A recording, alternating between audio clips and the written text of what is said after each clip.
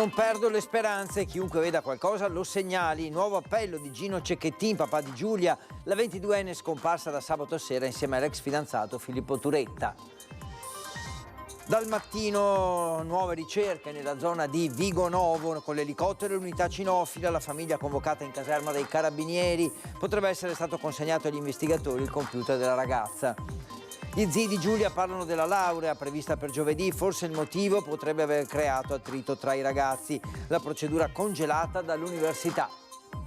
Un tragico errore umano, su questa ipotesi sta indagando la procura di Treviso dopo l'infortunio sul lavoro costato la vita a Pieve di Soligo alla 26enne Anila Grisciai, il macchinario riattivato da un collega. Gravissime al Cafoncello, marito e moglie avvelenati dai funghi raccolti in un prato cittadino, si trattava di pericolosissimi lepiota. Colpito al volto da un pezzo di legno mentre tagliava un albero, l'incidente è avvenuto a Valdagno, un pensionato di 84 anni ha perso la vita. Dopo la decisione della Procura di Padova di rinviare alla Corte Costituzionale il pronunciamento sulle registrazioni di figli di due mamme da parte del Comune, soddisfatto il primo cittadino Giordani. Omaggia il 60° anniversario del disastro del Vajont, l'edizione numero 23 del premio internazionale Bellunesi che onorano la provincia in Italia e nel mondo. La cerimonia il prossimo 25 novembre a Longarone. Buonasera, benvenuti all'appuntamento con le informazioni che arrivano dalla nostra edizione regionale del TG e che apriamo collegandoci subito con Ilaria Marchiori. Ovviamente la notizia del giorno è ancora la ricerca di due ragazzi scomparsi, siamo al 4º giorno di ricerche, mancano da sabato sera e allora chiedo a Ilaria, a cui rivolgo il mio saluto, di raccontarci un po' com'è andata la giornata di oggi. Sì, buonasera anche a te Federico e ai nostri telespettatori. Naturalmente, come hai detto, sono ore di attesa ancora. Le ricerche dei vigili del fuoco che sono iniziate oggi ora si sono interrotte anche perché ormai è buio e quindi sarebbero più difficoltose. Si continuano a ricercare dei eventuali dettagli proprio lungo le arterie stradali che si pensa possano essere state percorse dall'auto guidata da Filippo, la grande punto nera, da sabato notte in poi. Però queste sono ore di angoscia per le due famiglie, la famiglia di Giulia e la famiglia di Filippo. Proprio oggi il papà di Giulia, che è stato convocato nella caserma dei Carabinieri di Vigonovo insieme agli altri due figli, il fratello e la sorella di Giulia, ha rilasciato queste dichiarazioni ai nostri microfoni. Un altro appello dopo quello di ieri, dopo l'appello congiunto insieme ai genitori di Filippo, oggi l'ha rinnovato. Purtroppo non ho notizie da darvi perché non mi hanno dato nessuna notizia in aggiunta a quelle che già sappiamo. Sono in costante lavoro e tutte le forze dell'ordine ci mantengono aggiornati per quel che possono, ovviamente. Adesso purtroppo ad oggi non ci sono nuove notizie. I giorni passano, ma di Giulia e Filippo non c'è ancora traccia. Stamane il papà della 22enne, la sorella e il fratello hanno trascorso parecchie ore nella caserma dei Carabinieri di Vigonovo. La priorità, ha detto Gino Cecchettin, è fare il possibile per aiutare le forze dell'ordine. Sto aiutando in tutti i modi a dare le informazioni che loro servono. Quello che posso dirvi è questo, altri elementi a me non li hanno dati. È stato ritrovato qualcosa, qualche elemento? Non è stato trovato nulla. Gino potrebbe aver portato agli investigatori della documentazione, forse un PC, ma non trapela nulla.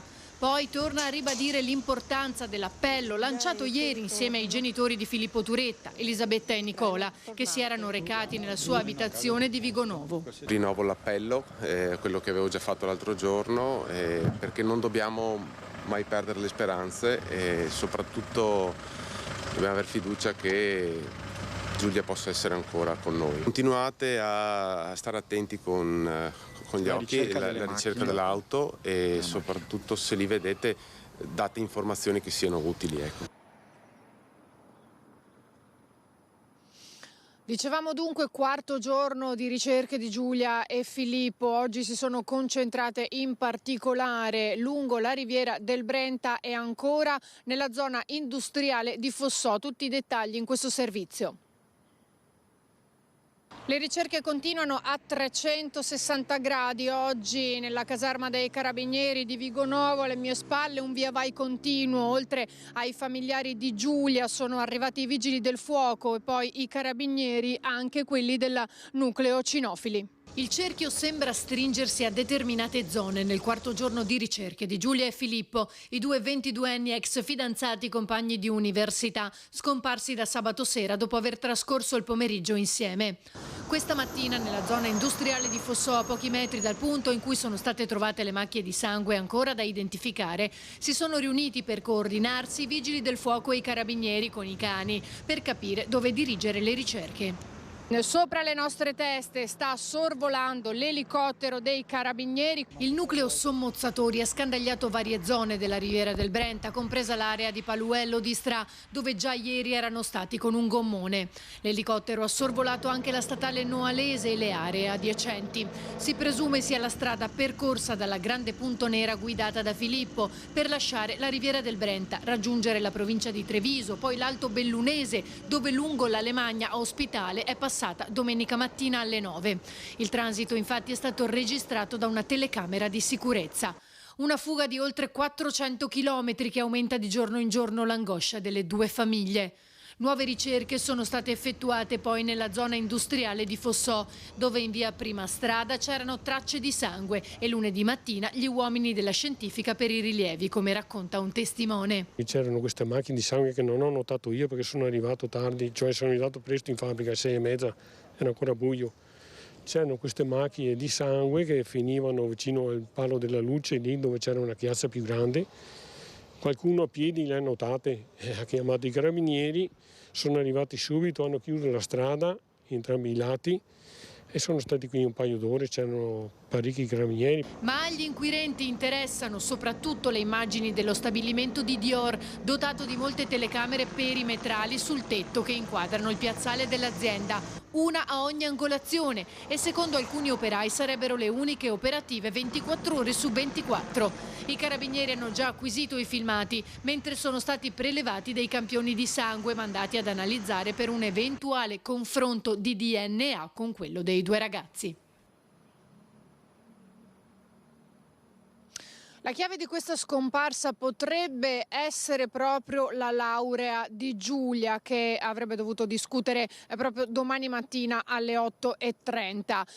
I familiari l'hanno detto, la zia di Giulia e il fratello della zia, quindi lo zio di Giulia, anche oggi ai nostri microfoni ha lanciato un appello. Forse dice Filippo voleva laurearsi insieme a lei e per questo motivo ha cercato di fare in modo che potesse in qualche modo posticipare la discussione di questa tesi e quindi laurearsi insieme, ma ha detto lo potrete comunque fare insieme, vi aspettiamo entrambi e poi festeggeremo insieme. Sentiamo proprio le parole dello zio di Giulia in questo servizio, e qui da Marghera restituisco la linea allo studio.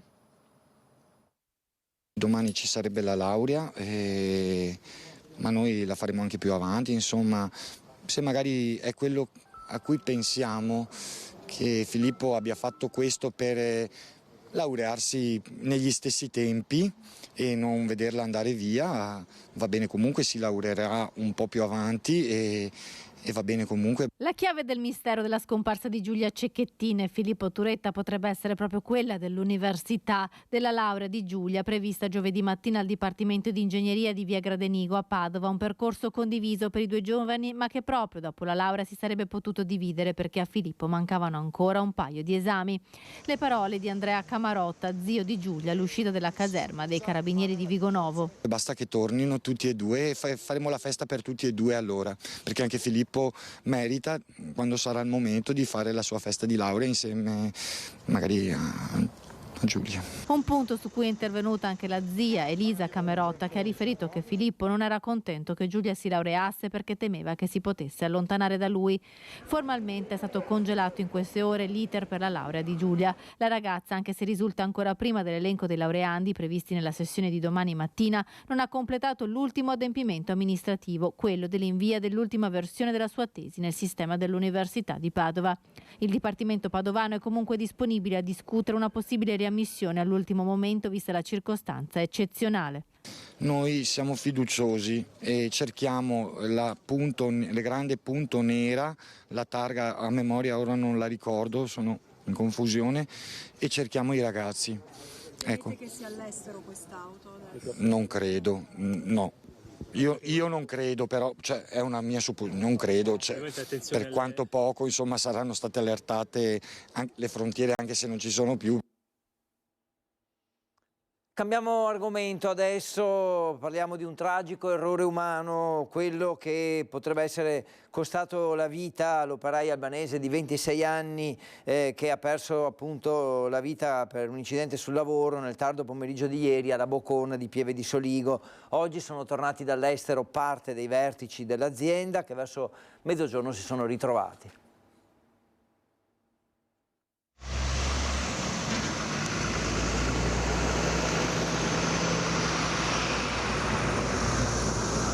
Sta in questo abbraccio tutta la disperazione dei vertici aziendali per quello che è accaduto ieri pomeriggio alla Boccon di Pieve di Soligo. Ho visto un dramma nel dramma, al di là del dramma gravissimo della perdita di un figlio, di una figlia, anche una famiglia distrutta nel vedere che un proprio dipendente è venuto a mancare. Disperazione per l'ipotesi tremenda che la morte di Anila Grishai sia stata causata da un tragico errore umano.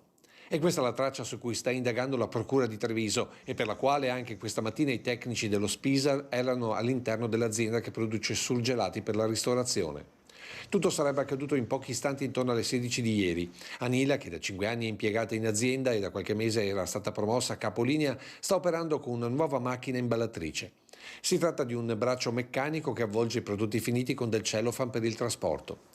Finita l'operazione, la giovane si sarebbe avvicinata al bancale per un controllo, uscendo dalla visuale della console comandi, proprio mentre un collega stava sopraggiungendo. Non vedendo nessuno, l'operaio avrebbe riavviato la macchina, che ha avvolto anche la ragazza con una pressione tale da spezzarle alcune vertebre del collo.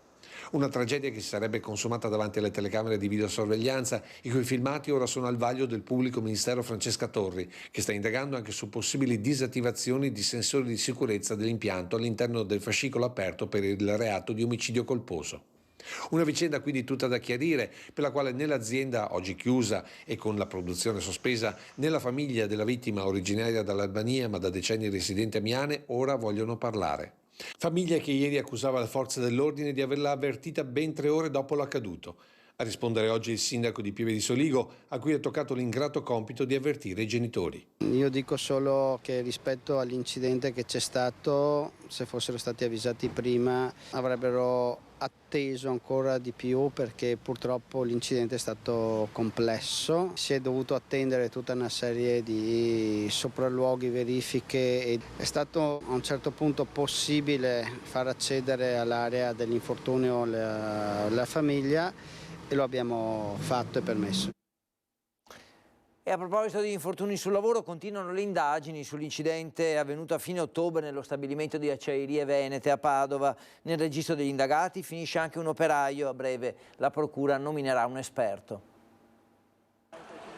Un nuovo indagato per l'esplosione avvenuta all'interno di Acciaierie Venete lo scorso 27 ottobre. Si tratta di un operaio che al momento dello scoppio era impegnato a manovrare la barra di comando che controlla la vasca con l'acciaio fuso.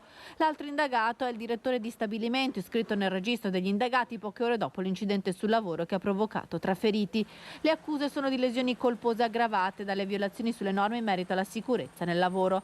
All'operaio in particolare viene contestata la manovra sbagliata nel momento in cui l'acciaio liquido ad altissime temperature veniva sversato in un'altra vasca. La quantità sarebbe stata eccessiva e una piccola dose sarebbe finita in una vasca di raffreddamento contenente acqua che ha provocato la reazione e lo scoppio fortissimo. Le indagini effettuate dai tecnici dello Spisal, coordinati dalla Procura, che nominerà a breve anche un esperto per chiarire ogni aspetto di questo nuovo incidente all'interno delle acciaierie, avvenuto a 5 anni di distanza da quello che provocò la morte di 2 operai. Grave avvelenamento ieri sera per 2 coniugi trevigiani che hanno consumato funghi raccolti in un prato trevigiano qualche giorno prima.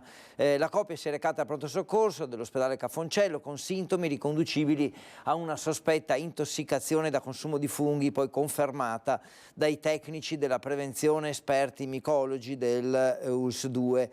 I coniugi sono attualmente ricoverati in medicina d'urgenza con una grave insufficienza epatica. I micologi hanno riconosciuto alcuni esemplari di lepiota, una specie velenosa, mortale per l'elevato contenuto di amatossine, responsabili di gravi intossicazioni, il cui consumo deve essere evitato. Dal ripetersi in questa stagione di più episodi anche gravi come questo, emerge quanto sia importante far controllare tutti i funghi raccolti prima di consumarli, anche se si ritiene di essere esperti. Ora andiamo a Valdagno, colpito e schiacciato da un albero, un pensionato è morto mentre stava tagliando una pianta. Imperizia o tragica fatalità? Non è ancora chiarita la dinamica dell'incidente mortale accaduto stamane verso le 10 ad Angelo Bicego, un pensionato di 84 anni di Valdagno che è stato travolto e schiacciato da questo albero che stava tagliando a qualche centinaio di metri dalla sua abitazione. L'uomo è morto sul colpo, inutili soccorsi che immediatamente erano scattati. L'elicottero che veniva dopo che c'era come si chiama, la Croce Rossa sigava che si passa su e anche la protezione civile si passa su. A terra sono rimasti le fascine ordinate, tracce di un sapere antico che in questa zona del Parco della Lessigna conserva la memoria del trascorrere del tempo più lento, sincronizzato con il ciclo delle stagioni e dei lavori tradizionali. Angelo, con il fratello Danilo di 92 anni, erano gli esponenti dell'ultima generazione ancora in vita dei Biceghi, che hanno dato il nome all'intera contrada. Il sindaco li ricorda con affetto e commozione. È una notizia triste che un nostro concittadino vittima di un infortunio di lavoro domestico ovviamente non può che gettare nello sconforto non solo la sua famiglia ma tutta la comunità, un cittadino che era anche conosciuto nella zona, che anch'io conoscevo, quindi effettivamente non è una bella giornata, non inizia bene la giornata. Le indagini sono in corso, quindi non è possibile dire niente. Certo che nelle nostre zone collinari, nelle zone di montagna, molte sono le persone che un po' si adattano a fare dei lavori nel bosco, nei prati e quant'altro, e quindi i rischi ci sono, quindi bisognerebbe sempre stare attenti a quello che si fa. I familiari di Angelo, chiusi nel loro dolore, non hanno voluto rilasciare dichiarazioni. Quello che qui si respira è che con l'albero se ne sia andata anche una persona che amava profondamente questi luoghi. Questo qua è il cagnetto di Angelo, che era sempre sentito lì, se passavamo, se salutavamo, mi domandava di mia sorella, sono resta proprio male. Ancora la cronaca con le conseguenze di un incidente. Infatti un anziano era rimasto ferito nello scontro tra la sua auto e un SUV a Marostica e poi è morto nella notte all'ospedale. Non ce l'ha fatta Pietro Bertacco, 84 anni, residente a Lusiana Conco, che martedì mattina è rimasto coinvolto in un incidente stradale in località Pradipaldo di Marostica, in via Chiesa, lungo l'SP 72 della Fratellanza. L'anziano era al volante di un utilitario e stava rincasando quando si è scontrato frontalmente contro un SUV guidato da un marosticense che proveniva dall'opposto senso di marcia. Feriti 2 conducenti, la strada bloccata per oltre un'ora e mezza con il traffico regolato dagli agenti della polizia locale Nevi del comando di Marostica. Entrambi sono stati portati all'ospedale di Bassano per accertamenti. L'84enne era stato trattenuto dai sanitari per sicurezza, vista l'età, ma nella notte le sue condizioni sono precipitate e i medici non hanno potuto far altro che constatarne il decesso. Ora andiamo a Padova perché dopo la decisione della Procura di rinviare alla Corte Costituzionale la decisione sulle registrazioni di figli di 2 mamme da parte del Comune, il primo cittadino, Sergio Giordani, è soddisfatto. Sono soddisfatto, non pensavo, però penso che sia la strada giusta, far sì che che qualcuno non qua localmente si impegna a fare chiarezza su questa cosa. Io non faccio politica su questa cosa, sia chiaro, assolutamente. Ho agito in coscienza, penso che sia giusto, però qualcuno dovrà dirmi se sbaglio, faccio giusto, per carità. Io sono un uomo di istituzioni e seguo quello che mi diranno. Cambiamo argomento. Ieri la Commissione Senato ha approvato la cancellazione del taglio di 100 milioni ai comuni. Arriva il plauso del presidente ANCI Veneto Conte, che però dice il dialogo col governo va avanti perché servono ulteriori garanzie. L'ho sentito anche questa mattina, ci sentiamo spesso in questo periodo. L'ho ringraziato innanzitutto per questo primo segnale incoraggiante per i comuni e gli ho anche chiesto di continuare a dialogare, perché se il dialogo porta a questi risultati significa fare buona politica. Il Ministro? Il Ministro, come sempre, si è dimostrato molto disponibile. Telefonata tra il presidente ANCI Veneto e il ministro Giorgetti dopo la cancellazione del taglio di 100 milioni di euro per i comuni e 50 milioni per le città metropolitane e le province approvate in Commissione Senato. Questi erano i fondi stanziati nel 2021 per l'annualità 2023, che erano in bilico anche quelli che sarebbero stati quasi retroattivi, quindi capite le difficoltà poi per gli enti locali, però questi sono stati messi al sicuro. È stato accolto il grido d'allarme dei sindaci e la risposta arrivata dal governo incoraggiante, perché, continua Conte, consente di guardare ai servizi essenziali per i nostri cittadini con serenità.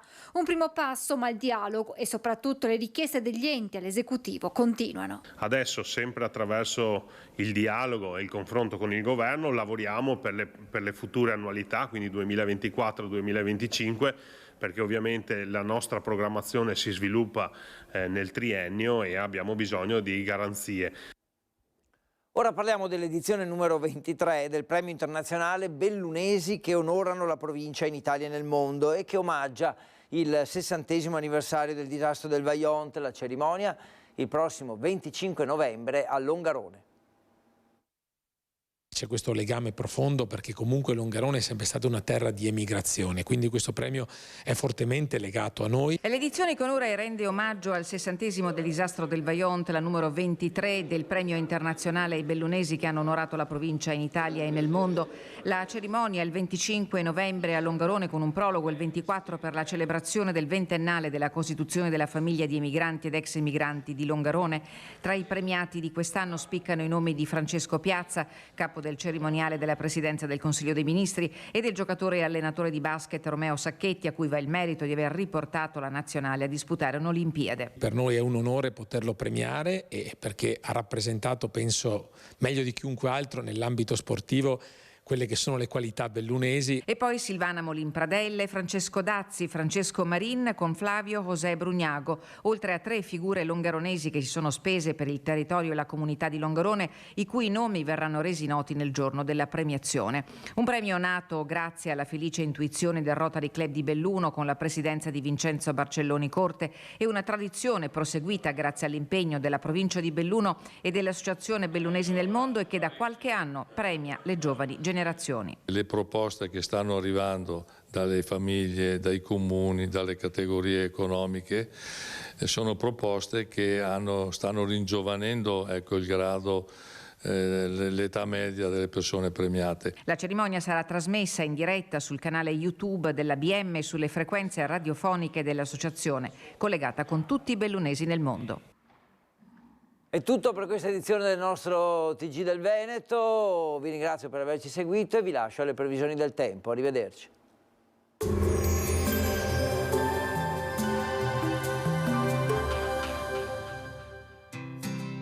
L'Unic Star, le uniche pagliette antibatteriche in commercio, prodotte anche per i marchi più importanti, sia nazionali che internazionali. Bentrovati al meteo. Prevarranno ancora condizioni stabili sull'Italia per la presenza dell'alta pressione, che garantirà tempo asciutto e anche un clima insolitamente mite per il periodo. Vediamo allora insieme il dettaglio. Sul Veneto la grafica di giovedì 16 novembre evidenzia un ampio soleggiamento. Nella prima metà di giornata avremo un cielo sereno o poco nuvoloso. A seguire nuvolosità in aumento fino a cielo anche coperto, più probabilmente verso sera, e sulla pianura localmente si formeranno delle nebbie. Temperature in lieve e locale calo, minime sui 3-7 gradi, massime comprese tra 12 e 14 gradi all'incirca. Ci spostiamo ora sul Friuli Venezia Giulia, anche in questo caso tanto sole con cielo sereno o con poche nubi a carattere sparso, locali annuvolamenti nel pomeriggio. Temperature minime tra 2 e 8 gradi, massime invece comprese tra 14 e 18 gradi all'incirca. Spostiamoci infine sul Trentino Alto Adige, dove il tempo risulterà abbastanza soleggiato, salvo la presenza di qualche nebbia mattutina. Temperature minime intorno a 1-2 gradi, massime sui 13 gradi all'incirca. Dal meteo di Antenna 3 per ora è tutto, grazie per l'attenzione. Arrivederci.